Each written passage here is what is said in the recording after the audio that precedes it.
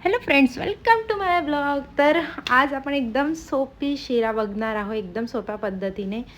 तर छान तूप घ्यायचं आणि सगळे जेवढे ड्रायफ्रूट्स तुम्हाला आवडतात सगळे टाकायचे आणि छान फ्राय करून घ्यायचे.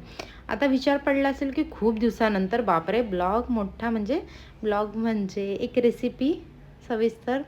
तर माझ्याकडे बड्डे होता माझ्या बॉयचा आणि घरी खूप सारे गेस्ट होते, त्याच्यामुळे मला वेळ नव्हता मिळत. त्यामुळे मी ब्लॉग्स टाकले नाही, बनवून ठेवलेले आहेत पण टाकलेले नाही आहेत रेसिपीज व्हिडिओ.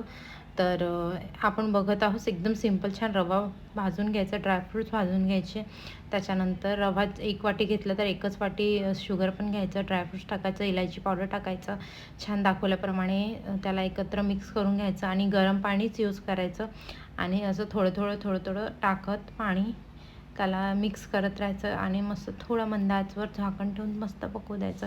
इतका छान शिरा लागतो. यामध्ये जर आपण म्हणजे प्रसाद बनवत असेल तर तुम्ही यामध्ये हे सुद्धा टाकू शकता, एक केळी. खूप छान लागते, पण माझ्याकडे केळी अवेलेबल नव्हती त्याच्यामुळे मी नाही टाकली. तर खूप छान वाटते, एकदा नक्की ट्राय करा आणि कसं वाटलं नक्की सांगा. बाय. लाईक शेअर करा, सबस्क्राईब करा. Bye bye.